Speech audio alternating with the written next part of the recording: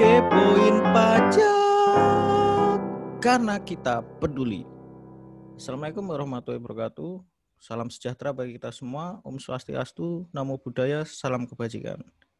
Kepoin pajak karena kita peduli episode 2. Selamat malam Pak Gita. Malam Om Ledi. Apa kabar Pak? Salam sehat. Baik. Ya, alhamdulillah. Masih jaga jarak ya? Ya, jaga jarak kita. Ya. Makanya kita pakai Zoom ya, belum bisa bertemu. Ya. Ini asik kalau kita bisa duduk bareng ngopi ini. Nah. Ya, itu Pak, kita lanjutin obrolan kita yang kemarin. Oke. Baik. Gimana Om? Langsung aja ya Pak ya. Itu Iya. kalau kemarin kita udah bahas tuh filsafat gitu ya. Apa itu pajak, sejarahnya bagaimana gitu. Nah, apa pentingnya pajak? Nah, pada kesempatan kali ini kita mau bahas nih siapa yang dikenai pajak dan apa yang dikenai pajak gitu Pak. Gimana Pak penjelasannya itu? Kita akan bedakan dulu ya, ada nanti penghasilan, ada yang sifatnya objek ya, objektif, pajak objektif. Jadi yang pertama kita akan bicara tentang penghasilan, karena penghasilan itulah sebagai sumber pajak. Nah, sebagai sumber maka itu menjadi objek. Jadi penghasilan ini menjadi objek pajak, yang dikenakan pajak adalah penghasilan. Kalau nggak punya penghasilan ya nggak dikenakan pajak.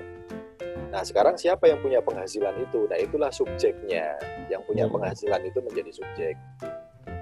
Kalau di undang-undang kita diatur ada beberapa ya subjeknya, itu ada orang. Nah, orang itu kalau di bahasa undang-undang disebut orang pribadi. Kemudian warisan yang belum terbagi. Ini sebetulnya karena orang pribadi tadi punya warisan dan warisannya itu mendapatkan penghasilan entah gimana gitu kan, nanti ada kuasanya atau ada ahli warisnya.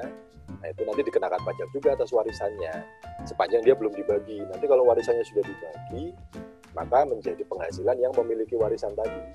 Nah, penghasilan atas warisan tadi juga dikenakan pajak si orang yang dapat warisannya tadi. Itu kalau orang. Terus kemudian ada badan itu bisa PT, CV atau apapun yang berbadan hukum, sudah disahkan di Menkumham ya, punya akte pendirian. Nah, itu dia otomatis menjadi subjek pajak, karena kan tujuan mendirikan usaha itu pasti adalah mendapat penghasilan, laba. Itu ada di aturan undang-undang tentang penghasilan yang kena pajak. Kalau misalnya organisasi nggak punya istilahnya sosial atau nirlaba, ya intinya kalau memang ada penghasilan dari pihak lain, dia akan menjadi subjek pajak. Masalah apakah nanti kena pajak atau enggak, nanti kita lihat aturannya lagi. Ada beberapa organisasi nirlaba gitu ya, memang tidak dikenakan pajak, tetapi karena dia terdaftar sebagai subjek, maka dia harus punya NPWP, punya istilah sebagai subjek pajak dulu. Jadi enggak apa? Gimana Pak? Satu lagi nih Mas, satu subjek lagi adalah bentuk usaha tetap. Gampangnya ini kalau bentuk usaha tetap itu cabang perusahaan luar negeri yang berada di Indonesia. Nah, itu namanya bentuk usaha tetap. Nanti dia, memang ini nanti pembahasannya panjang ya. Kalau teman-teman yang tahu pajak pasti udah paham tuh.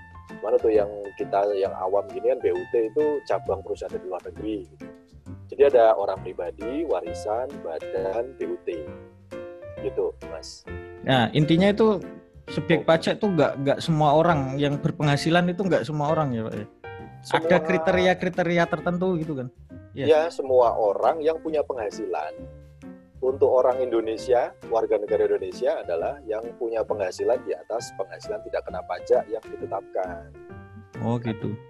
Nah, untuk orang asing yang bekerja di Indonesia kena juga Pak? Kena di Indonesia, baik dia tinggal di Indonesia itu sementara waktu atau dia cuma datang dan pergi gitu ya, kayak lagunya itu kena pajak. Yang penting dia punya penghasilan dari Indonesia.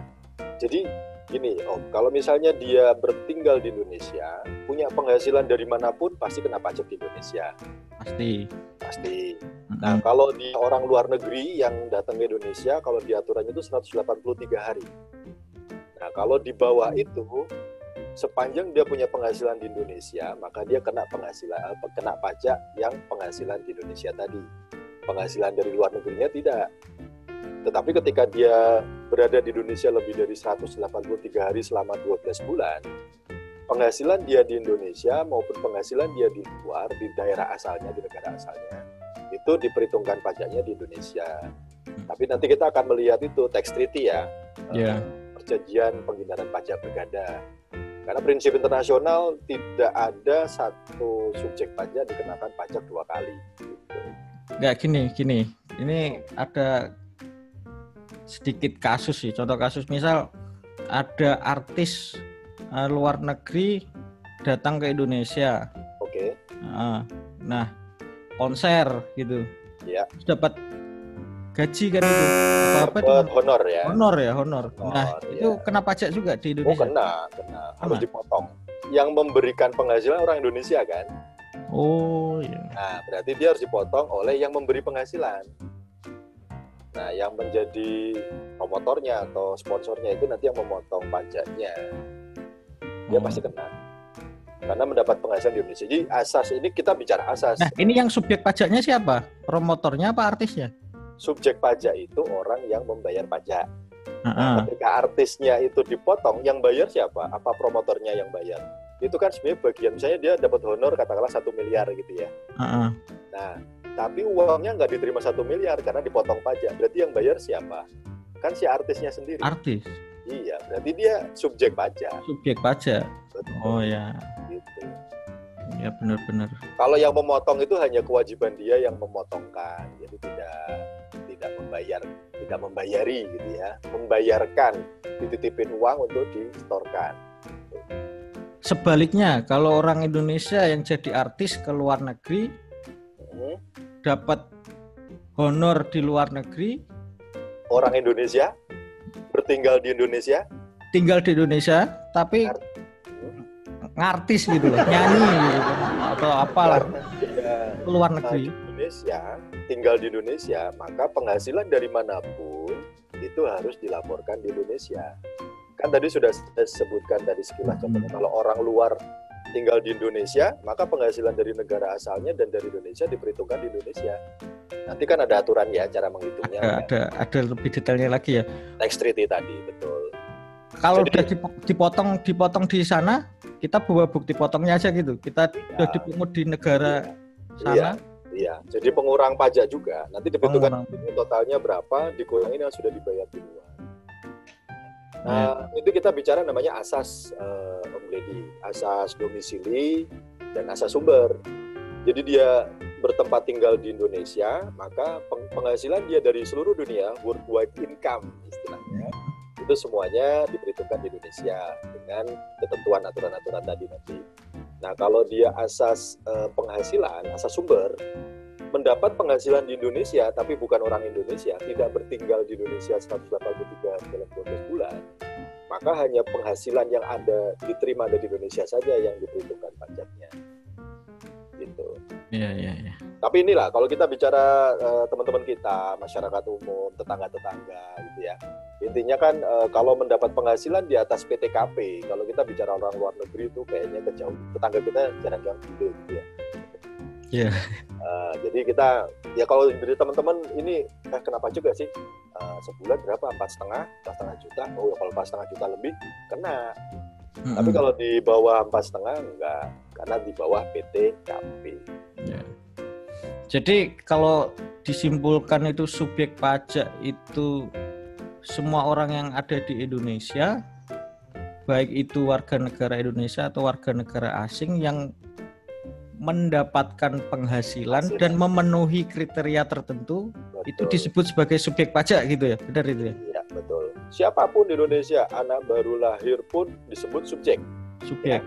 Nah, masalahnya dia punya penghasilan nggak? Enggak, berarti nggak kena pajak. Dia akan dikenakan pajak ketika dia punya penghasilan. Misalnya artis kecil, kena pajak nggak? Kena seharusnya. Artis kecil kan dia belum, tapi kan dia subjek karena berada di Indonesia lebih dari 183 hari, lahir di Indonesia, tinggal di Indonesia, punya penghasilan umur 5 tahun, nah, itu kenapa aja Om? Oh gini, walaupun dia tidak penghasilannya tidak mencapai kriteria tertentu, itu subjek pajak juga, tapi belum dikenakan gitu, atau kalau gimana? Gini, kalau bilang artis kan pasti di atas PTKP Om. Oh ya. Nah, berarti artis itu misalnya masa artis cuma dibayar, kalau cuma dibayar 200.000, 300.000 nggak kena. Tapi kalau dia dibayar 4,5 juta itu kena. Memang mungkin gini, dia penghasilan misalnya sebagai figuran ya, nggak nyampe 4,5 juta. Ada kewajiban yang memberi penghasilan untuk memotong, tapi dia juga akan menghitung apakah sudah terpenuhi 4,5 jutanya. Kalau tidak ya nggak dipotong. Tapi kalau dia terpenuhi, dia dipotong. Pada akhir tahun si anak yang artis ini akan digabung penghasilannya dengan orang tua. Nah, orang tuanya yang harus melaporkan berapa penghasilan si anak digabung. Ya, siap. Nah, jadi kalau ini saya simpulkan gini, subjek ada objek, objeknya kan penghasilan. Nah, penghasilan di atas 4,5 juta, ketemulah subjek sama objek, ada pajak yang dibayar. Subjek nggak ketemu objek, nggak ada pajaknya. Gitu. Oh, ya. Nah, betul sih Pak. Kalau kriteria objek itu ya yang pokoknya yang melebihi PTKP gitu ya. Penghasilan yang kalau untuk orang pribadi melebihi PTKP. Jangan salah Om, nanti kalau badan nggak ada PTKP. Nggak ada PTKP. Kalau dia untung cuma Rp100 nih, langsung dikalikan dengan tarif yang diatur. Oke, siap. Karena kalau badan nggak ada PTKP, kan dia penghasilan dikurangi biaya, jadilah laba. Nah itu objeknya wajib pajak badan ya. Nah ketika wajib pajak badan mendapat laba, meskipun cuma Rp100, harus dilaporkan pajaknya sesuai tarif yang berlaku. Ya, siap Pak.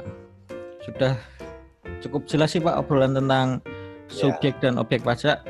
Nanti mungkin kita bahas lebih dalam lagi di pertemuan selanjutnya gitu ya Pak ya. Nah, siap. Mudah-mudahan sih bisa membantu ya teman-teman yang atau rekan-rekan kita yang belum bahasanya, mudah-mudahan bisa diikuti gitu. Ya. Oke.